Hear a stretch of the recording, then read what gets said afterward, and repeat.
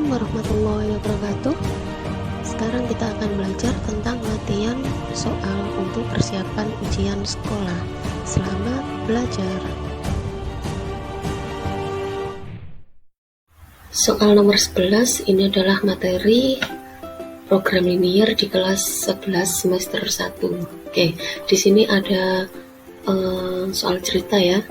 Sebuah pabrik menggunakan bahan A dan bahan B untuk memproduksi dua jenis barang, yaitu barang jenis 1 dan barang jenis 2.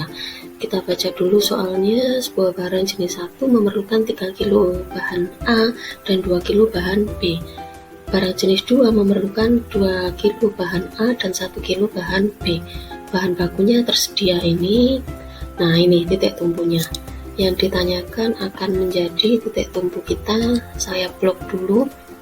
Yang ditanyakan adalah harga penjualan barang jenis 1 40.000 dan harga barang jenis 2 adalah 50.000. Oke.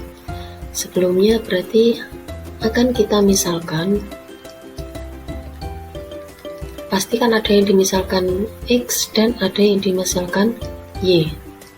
Pemisalan ini mengacu pada fungsi objektif atau apa yang ditanyakan di soal. Di sini adalah barang jenis 1 dan barang jenis 2.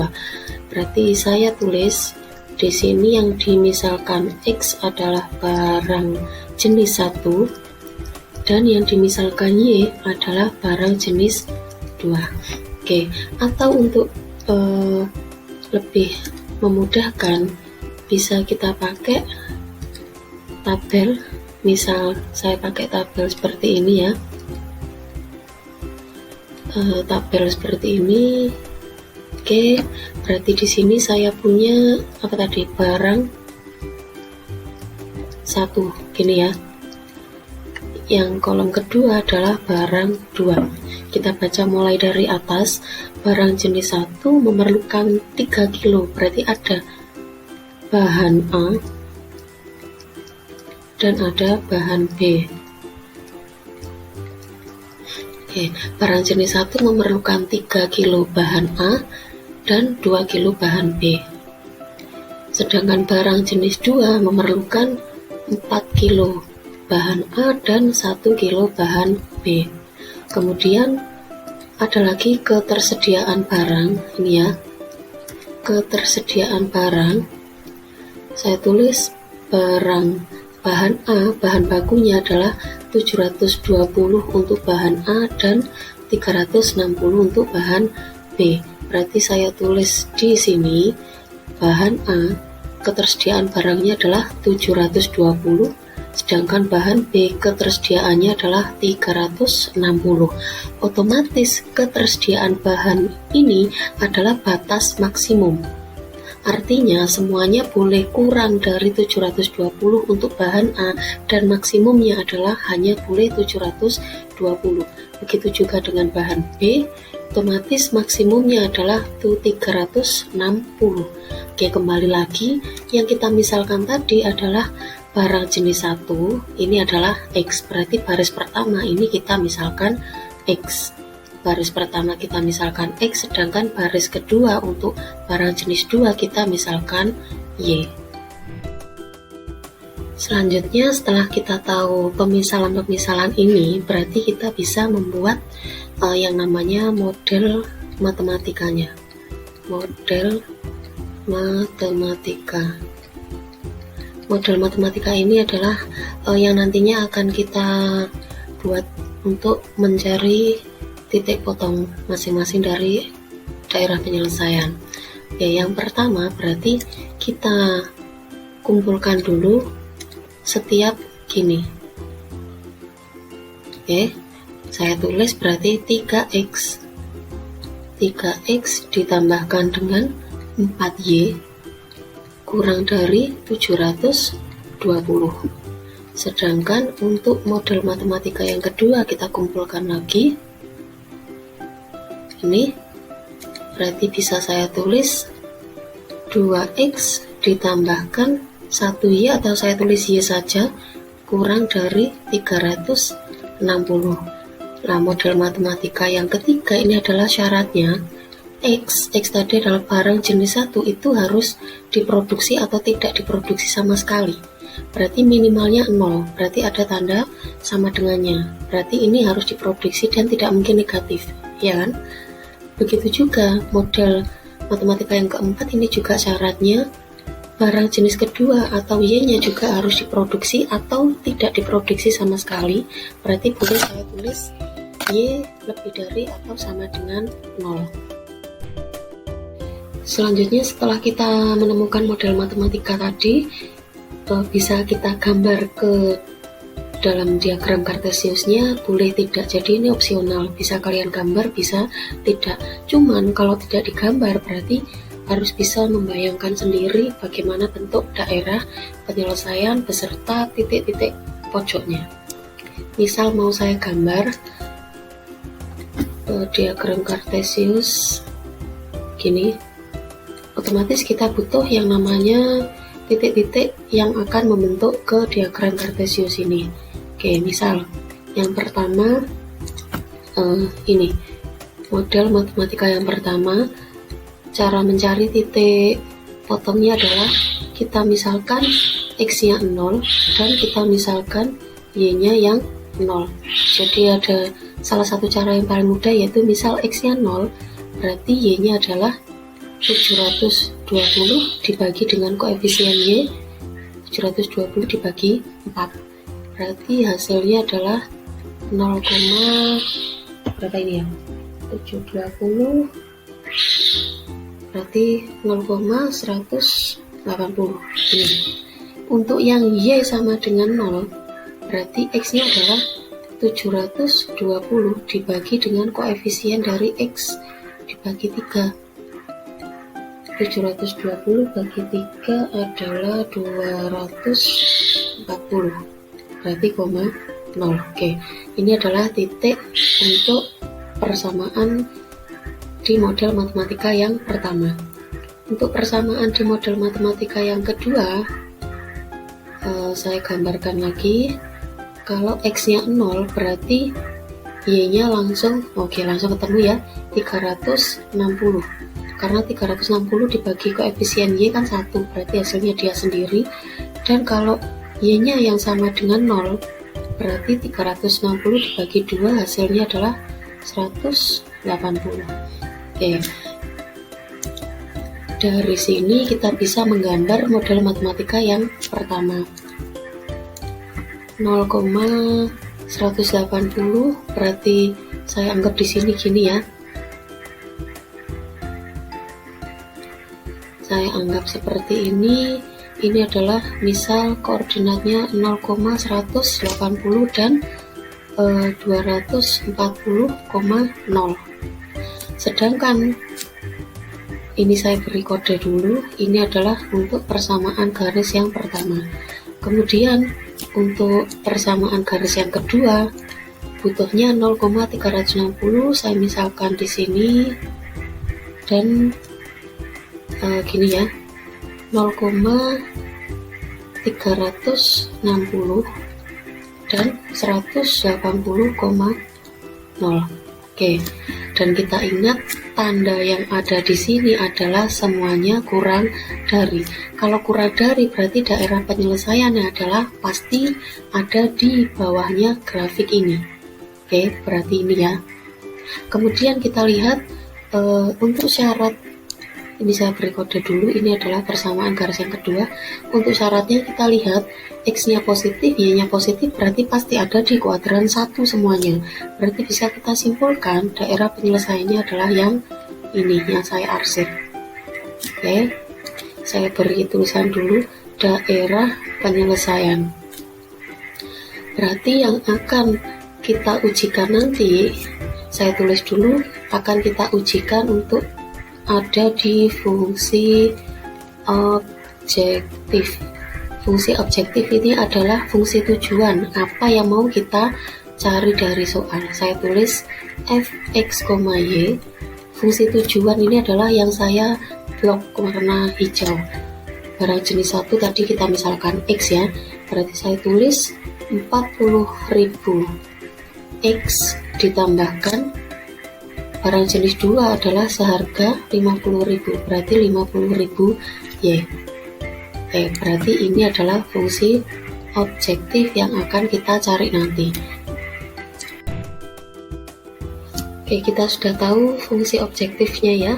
Tujuan kita adalah mencari pendapatan maksimum kalau barang jenis 1 dijual seharga 40.000 dan barang jenis 2 kalau dijual seharga 50.000.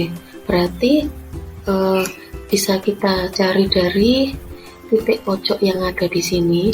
Daerah penyelesaiannya bentuknya adalah segi 4. Berarti titik pojok yang akan kita uji adalah ini. Saya misalkan titik A. Ini titik pojok yang kedua. Saya misalkan titik B. Ini titik pojok yang ketiga. Saya misalkan titik C. Ini titik pojok yang keempat. Saya misalkan D. Untuk titik pojok yang A, koordinatnya otomatis 0,0. Untuk titik pojok B, koordinatnya adalah 180,0. Koordinat titik D 0,180. Nah, kita belum tahu koordinat yang C. Kita cari tahu dulu titik potong atau titik pojok C, koordinat C. Saya tulis koordinat C atau titik potong dari garis 1 dan garis 2. Titik potong garis 1 dan garis 2. Caranya gimana? Bisa kalian substitusi atau bisa kalian eliminasi. Misal fungsi yang pertama, fungsinya adalah garis yang pertama adalah 3x ditambahkan 4y. Karena kita akan mencari koordinat titik, anggaplah tanda kurang dari langsung dipakai sama dengan 720. Sedangkan garis yang kedua persamaannya adalah 2x ditambahkan y sama dengan 360. Misal saya mau pakai metode eliminasi saja. Eliminasi yang persamaan atas saya biarkan, saya kalikan 1 saja. Persamaan yang kedua misal dikali berapa? 4 ya. Kita mau mencari x-nya. Berarti yang pertama adalah berapa ini? Tetap ya, 3x ditambahkan 4y sama dengan 720. Sedangkan persamaan yang kedua jadinya sekarang 8x ditambah 4y sama dengan 360 bagi 4 berarti 1440. Ini ya. Nah, karena y-nya sudah sama koefisiennya, berarti bisa kita kurangi. Otomatis tereliminasilah y di sini. Berarti x-nya adalah sisanya negatif 5x sama dengan, ini juga pasti negatif, 720. Berarti x-nya adalah negatif 720 dibagi negatif 5, ketemu berapa ya? 144 ya. Kemudian kita akan mencari koordinat y-nya, kita substitusi saja ya. Substitusi x sama dengan 144 ke persamaan kedua. Persamaan kedua karena lebih gampang ya. Persamaan kedua kan 2x ditambahkan dengan y sama dengan 360. Berarti ini 2 kali 144 ditambahkan y sama dengan 360. 2 kali 144 adalah 288 ditambahkan y sama dengan 360. Berarti y-nya ketemu berapa? 360 kurangi 88 ketemu 72. Oke, berarti koordinat titik C yang kita cari adalah berapa? 144,72.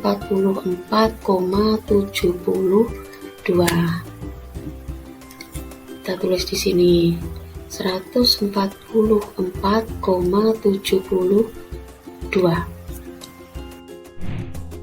Kita sudah mengetahui titik-titik pembentuk dari diagram atau daerah penyelesaian ini. Karena daerah penyelesaiannya berbentuk segi 4, berarti titik pembentuknya juga pasti ada 4. Berarti selanjutnya kita akan menguji titik pojok yang ada di daerah penyelesaian. Saya tulis uji titik pojok. Nah, bisa dibuat bentuk tabel, misal untuk mempermudah saja.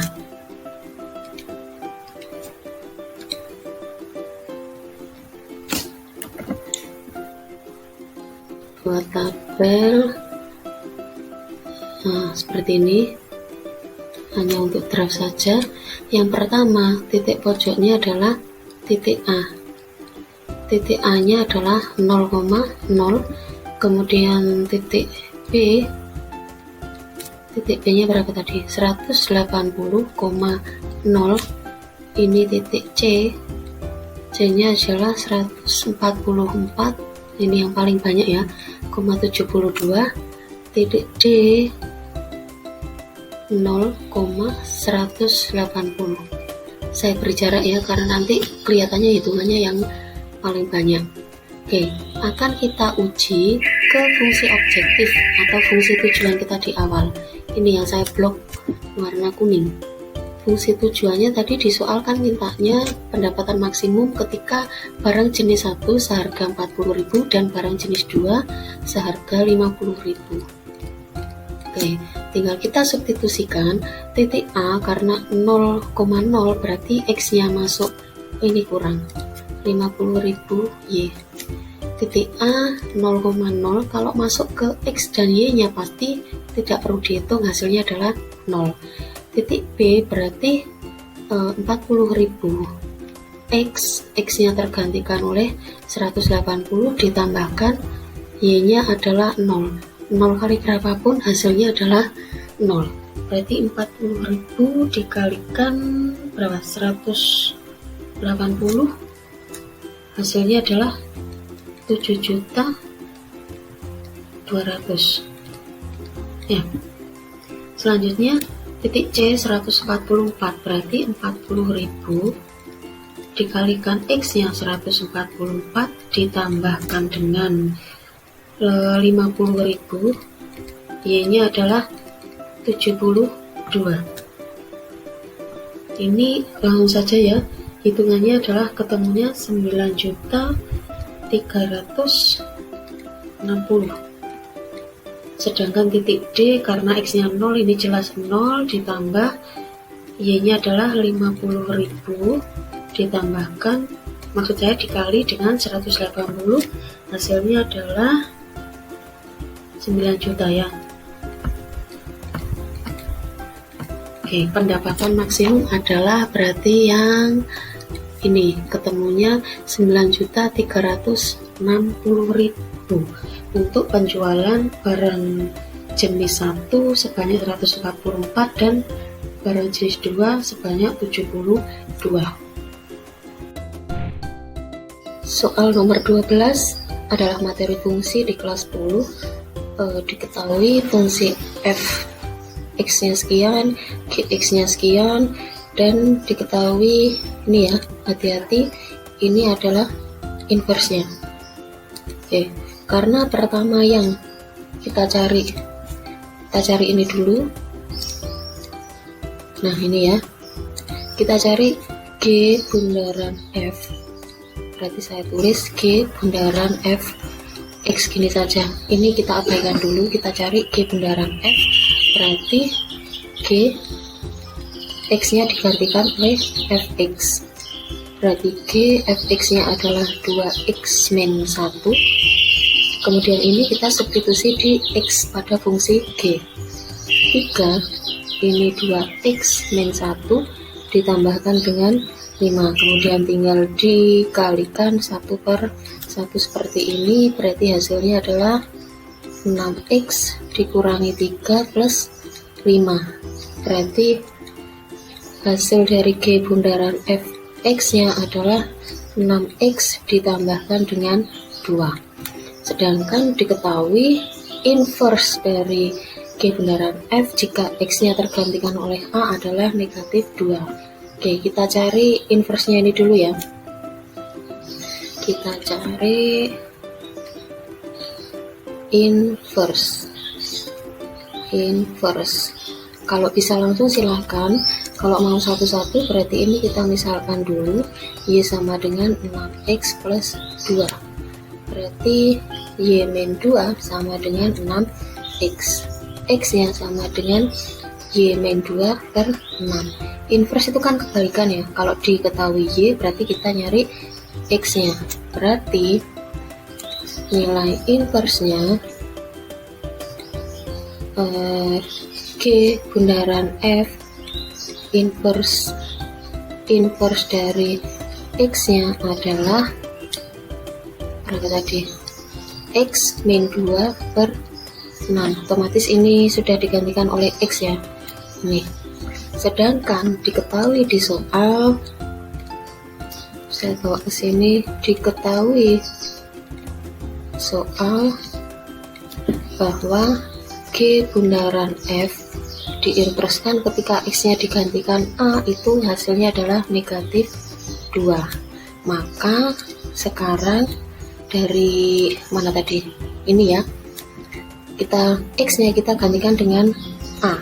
Berarti A min 2 per 6 sama dengan min 2. Yang ditanyakan adalah nilai A. Oke, kita pindah ruas ke sana.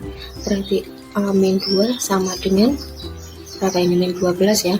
Berarti A nya nilainya adalah negatif 10. Selesai.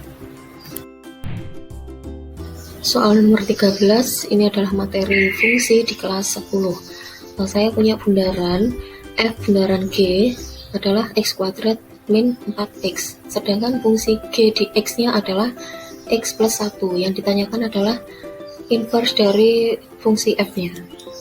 Oke, kita kerjakan dulu. Yang diketahui adalah F, saya tulis gini langsung ya. Ketika X-nya diganti adalah GX sama dengan X kuadrat min 4X. Oke, sedangkan GX-nya adalah X plus 1. X plus 1 sama dengan X kuadrat min 4X. Oke, kita butuhnya kan hanya X saja. Berarti ini bisa kita misalkan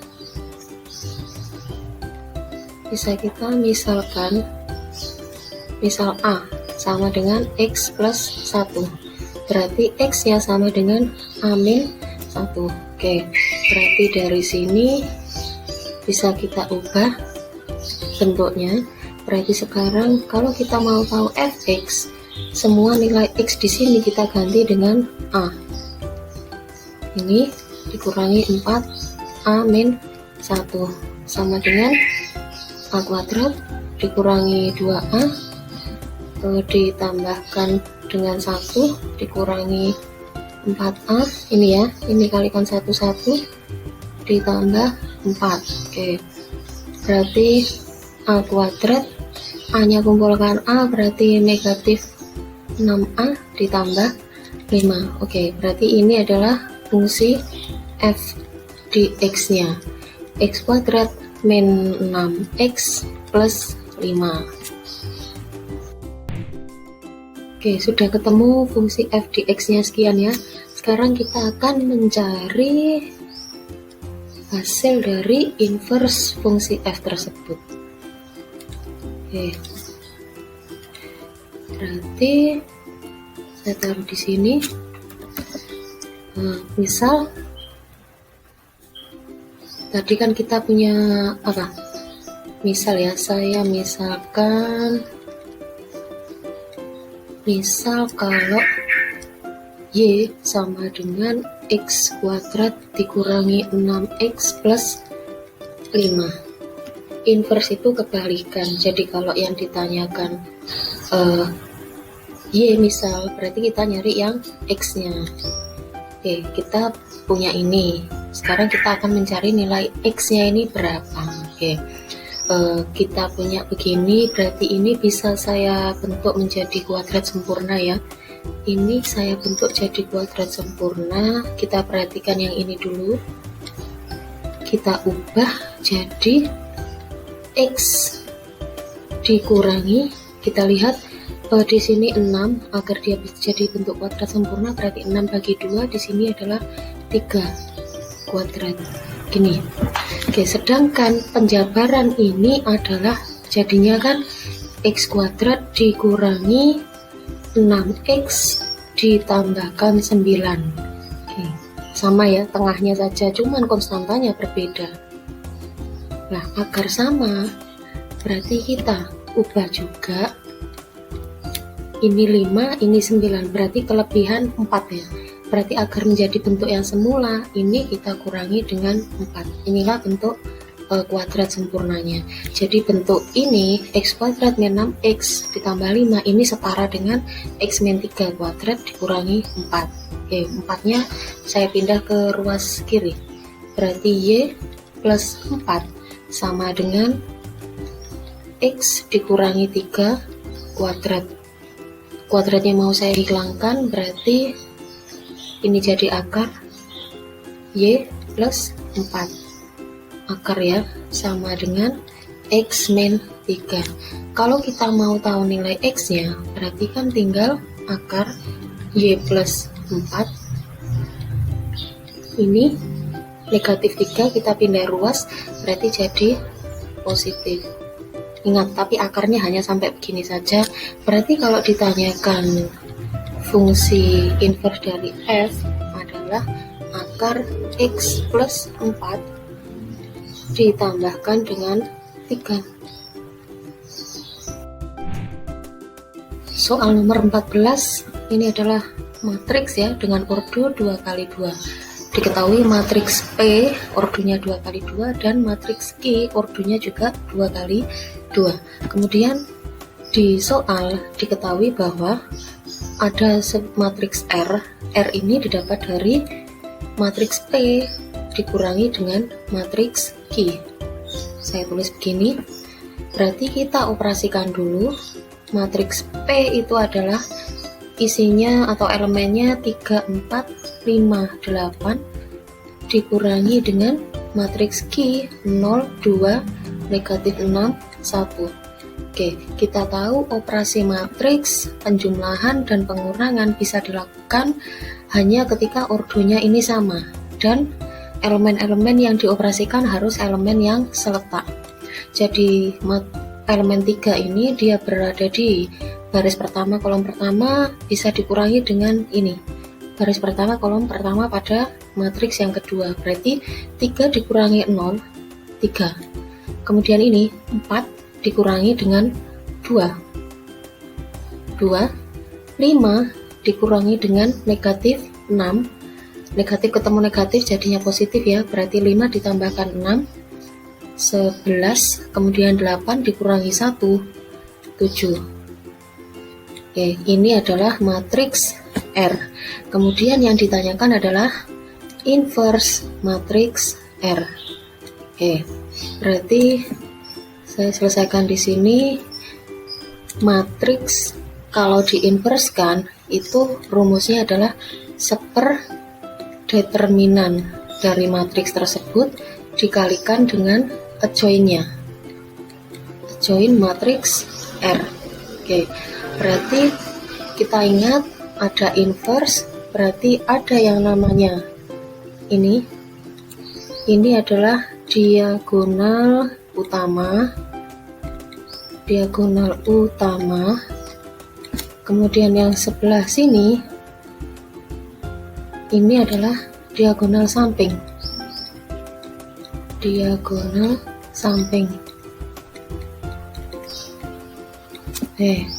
Saya langsung tuliskan seperdeterminan dari R, berarti perkalian diagonal utama dikurangi dengan perkalian diagonal samping. Berarti 3 kali 7, 21 dikurangi perkalian diagonal samping 2 kali 11 adalah 22 dikalikan adjoin matriks R. Berarti adjoinnya adalah diagonal utama ditukar tempat, 3 dengan 7 tukar tempat di sini, 7 dengan 3. Terus ini yang diagonal samping dinegatifkan. Ya, ini sudah rumusnya ya. Atau misal saya tulis di sini, misal saya punya matriks A, misal elemennya adalah A, B, C, D, berarti otomatis matriks A ketika diinverskan hasilnya adalah kan seper dari determinan matriks A dikalikan adjoin dari matriks A. Berarti saya tuliskan seper, ingat diagonal utama tadi kan ini, kemudian diagonal samping yang ini. Berarti determinannya adalah A dikalikan D dikurangi B kali C dikalikan adjoin dari matriks A. Adjoin itu diagonal utama ditukar tempat, kemudian diagonal samping dinegatifkan. Oke, nih berarti ini kita lanjutkan. 1 dibagi 21 kurangi 22 negatif 1, ini tetap ya, 7 min 2 min 11 3. Kemudian 1 dibagi min 1 kan negatif, berarti negatif 1, 7 min 2 min 11 3. Maka hasil akhirnya adalah inverse matriks R. Maaf, ini tadi inverse gini ya. Inverse matriks R adalah negatif 7. Ini min kali min berarti ketemunya positif, ini positif dan ini negatif. Soal 15 masih tentang matriks dan operasinya. Diketahui matriks ordonya semuanya 2 kali 2 ya. Matriks A, B, C ordonya semuanya 2 kali 2. Kemudian diketahui ada sebuah matriks D. Ini adalah operasinya seperti ini. Saya tulis matriks D itu adalah 2 kali dari matriks A dikurangi matriks B dikurangi 3 kali matriks C. Oke, kita kerjakan dulu. Berarti 2 kali matriks A nya adalah negatif 2, negatif 4, 5, 3 dikurangi matriks B negatif 1, 3, 1, 4 dikurangi 3 kali matriks C 2, negatif 1, 4, 2. Oke, kita operasikan seperti biasa ya. 2 kan konstanta, berarti kita kalikan satu-satu per elemennya. 2 kali min 2 berarti min 4, berarti ini min 8, 10, 6 dikurangi min 1, 3, 1, 4. Kemudian yang belakang 6 min 3, 4, maksud saya 3 kali 4 ini ya 12, sini 6. Oke, kita operasikan. Ingat, operasi matriks itu kalau pengurangan atau penjumlahan hanya berlaku untuk matriks yang seletak. Berarti ini min 4 dikurangi min 1 dikurangi 6 untuk baris pertama, kolom pertama. Untuk baris pertama, kolom kedua, berarti sini isinya min 8 dikurangi 3 dikurangi min 3. Ini baris kedua, kolom pertama, 10 dikurangi 1 dikurangi 12. Baris kedua, kolom pertama, 6 dikurangi 4 dikurangi 6. Oke, kita hitung. Negatif 4 dikurangi min 1 berarti min 3 tambah dikurangi min 6 min 9. Kemudian ini habis ya, berarti sisanya adalah tinggal min 8. Ini 10 kurangi 1 9 kurangi 12 negatif 3. Kemudian ini 6 kurangi 6 habis, sisanya adalah min 4. Ini adalah matriks D. Sedangkan yang ditanyakan adalah determinan matriks D. Oke. Untuk determinan, misal saya punya saya punya matriks A, elemennya A, B, C, D. Determinan matriks A itu didapat dari diagonal utama ini dikurangi dengan diagonal samping perkalian. Oke, berarti determinan matriks A didapat dari A kali D dikurangi B kali C, gini ya. Maka determinan matriks D hasilnya adalah diagonal utama ini dikurangi dengan perkalian diagonal samping. Negatif 9 dikalikan negatif 4, negatif kali negatif positif ya, dikurangi negatif kali negatif positif juga, 8 kali 3 24.